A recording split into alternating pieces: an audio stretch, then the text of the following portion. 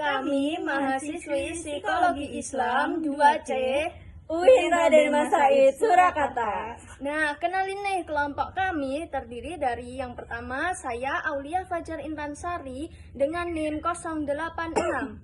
Dan halo, aku Ninda Ayu Makfiroh, NIM 074. Dan saya Nela Fakhira Zahra dengan NIM 077.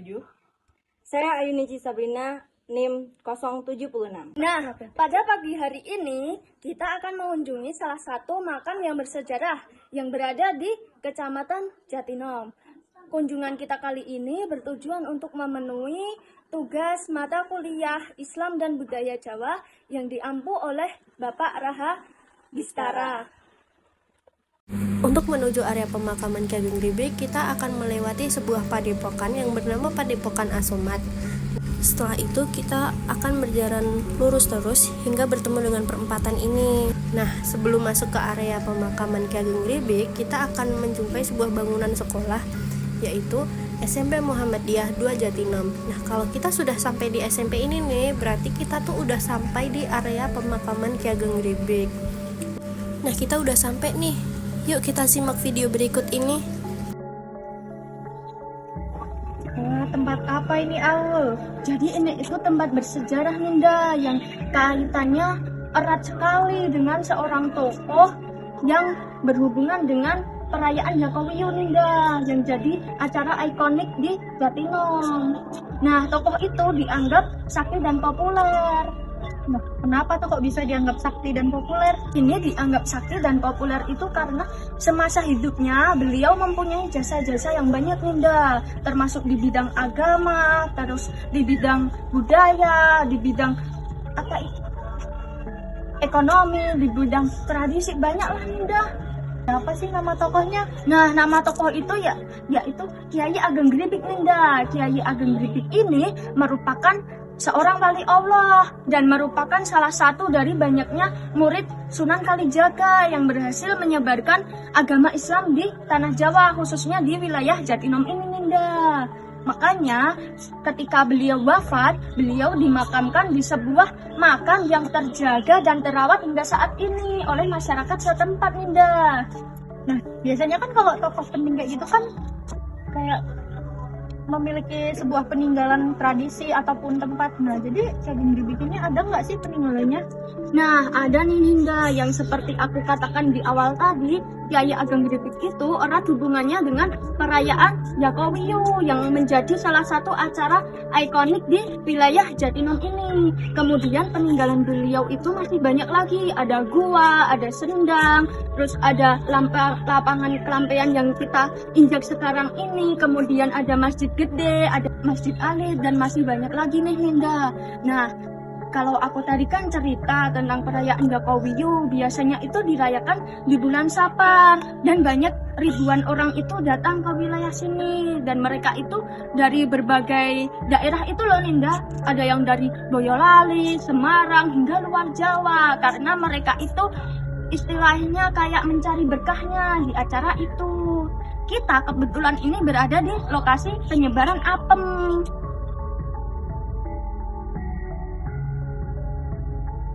Wah, jadi ini ya tempatnya. Jadi makin penasaran nih.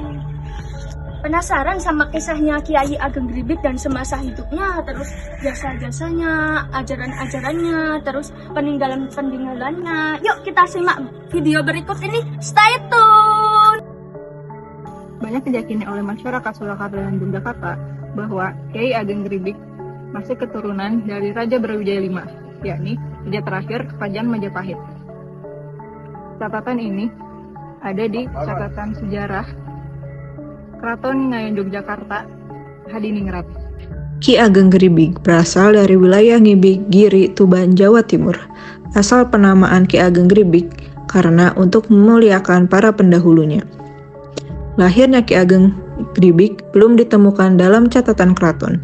Jika berdasarkan pada perkiraan masa-masa dakwahnya, Ki Ageng Gribik ada pada masa pemerintahan Mataram Islam yang kejayaannya pada tahun 1613 sampai 1646 Masehi.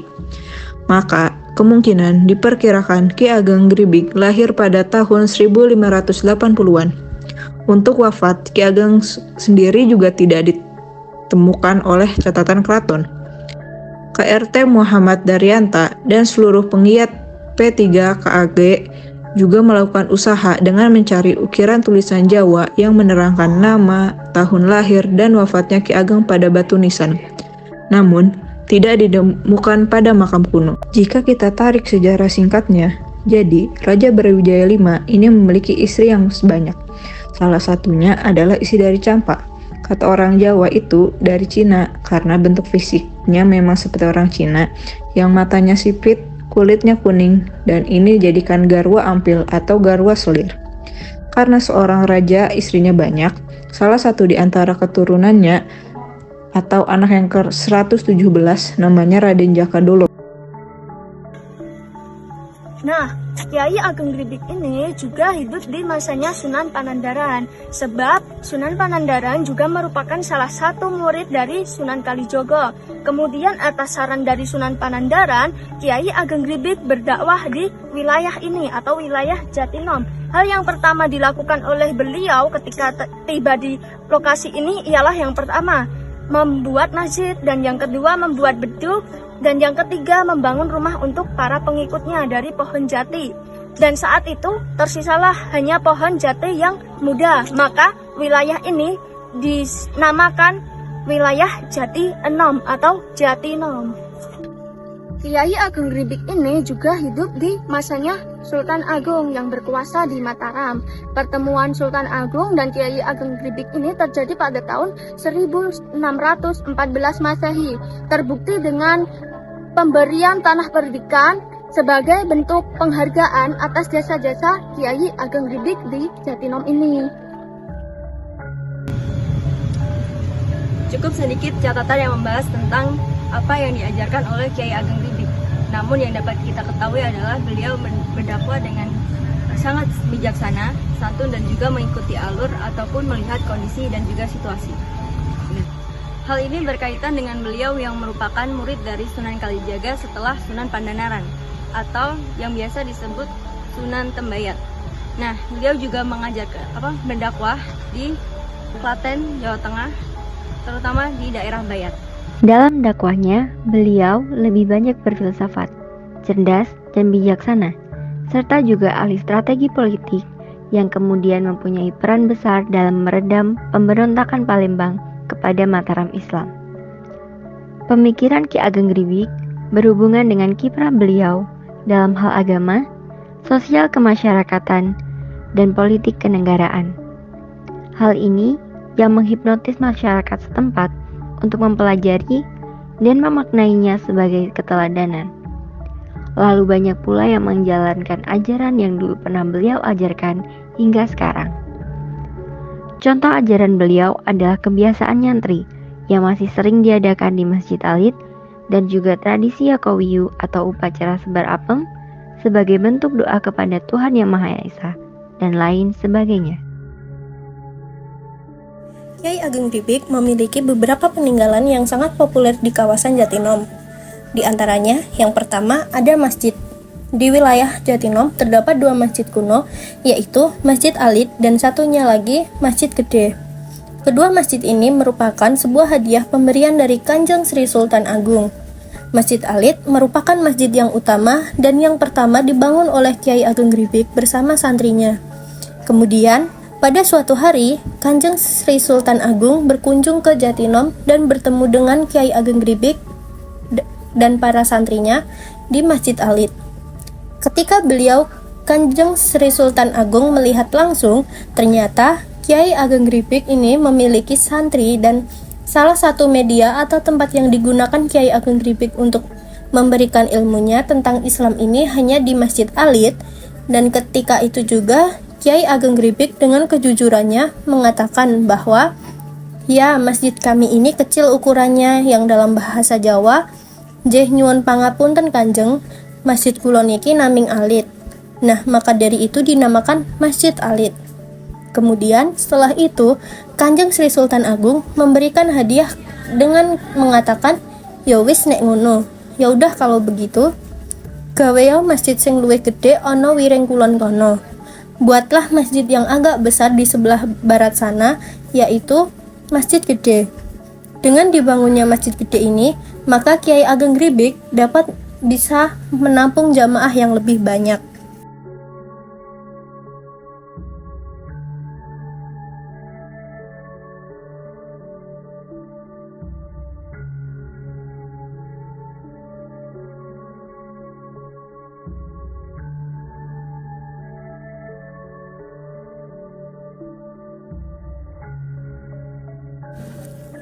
Lalu yang kedua ada sendang pelampian. Dahulu kala ketika Kiai Ageng Gribik kedatangan seseorang yang bernama Syekh Ibrahim yang beliau berasal dari tanah Arab, mereka mengadu-adu ilmu dan terlibat dalam sebuah perdebatan. Syekh Ibrahim ini untuk mencari ketenangan, beliau mengambil air sungai untuk berwudu, sedangkan Kiai Ageng Gribik malah menciptakan sebuah sendang saat akan berwudu. Nah, sekembalinya dari sungai, Syekh Ibrahim ini sangat terkejut karena di situ telah ada sendang yang sebelumnya tidak ada. Syekh Ibrahim akhirnya mengaku kalah dan selanjutnya ia menjadi sahabat Kiai Ageng Gribik ini. Sendang itu kemudian hingga sekarang dikenal sebagai sendang pelampian yang biasanya menjadi tempat mandi sebelum orang berziarah ke makam Kiai Ageng Gribik. Nah, jadi sekarang kita berada di salah satu peninggalan Ki Ageng Gribik yang bernama Sendang Pelampian. Sendang suran atau sumber suran ini merupakan usaha Kiai Ageng Gribik untuk mencegah aliran lahar yang mengikuti Sungai Soka yang akan menyebabkan musnahnya Desa Jatinom. Atas usaha Kiai Ageng Gribik, aliran banjir tidak bisa terus mengalir ke arah wilayah Desa Jatinom. Namun, aliran itu berbelok ke arah selatan memotong sungai. Tempat di mana banjir lahar dingin itu berbelok hingga sekarang dikenal sebagai Banyu Malang. Kemudian di dekat Masjid Alit Jatinom terdapat 2 buah sumur yang juga ada di dekat Masjid Gede. Sumur itu menurut kehendak Kiai Ageng Gribik dipindahkan ke lereng Sungai Soka dan hingga saat ini dikenal sebagai Sendang Suran atau Sumber Suran yang artinya sursuran. Nah, sendang ini menurut keyakinan masyarakat sekitar, airnya bisa digunakan untuk mengobati segala penyakit manusia dan binatang piaraan yang mereka miliki. Selanjutnya ada Gua Belan. Petilasan yang juga sangat terkenal di wilayah Jatinom, yaitu Gua Belan, yang selain untuk bertapa juga untuk bersembahyang, sehingga di dalam gua ada tempat untuk berwudu. Di dalamnya ada ruang-ruang untuk bersemedi dan bertapa. Karena pernah menjadi tempat pertemuan Kiai Ageng Gribik dengan Sinuhun Sultan Agung, di mana Kiai Ageng Gribik sanggup membela Sinuhun Sultan Agung menghadapi Pangeran Mandurarejo, maka lalu dinamakan Gua Belan. Kemudian ada perayaan Yakowiu atau tradisi sebaran apem. Perayaan Yakowiu atau sering disebut dengan tradisi sebaran apem merupakan salah satu kegiatan tradisi budaya yang masih terawat baik dan terlestarikan sampai sekarang. Tepat pada tanggal 1 September 2023, tradisi tersebut sudah berumur 404 tahun. Puncak perayaan Yakowiu dilaksanakan setiap bulan Safar dengan berdasarkan penanggalan Jawa Islam, yakni ketika pada tanggal 12 Syawal naik, lalu tanggal 20 Jawa turun, dan puncaknya jatuh di hari Jumat, tepatnya setelah sholat Jumat bersamaan dengan haul Kiai Ageng Gribik. Perayaan Yakowiu ini awal mulanya ketika Kiai Ageng Gribik ziarah ke Mekah dan naik haji pada tanggal 15 Safar 1511 Jawa. Ratu Suci Tataning Jagat.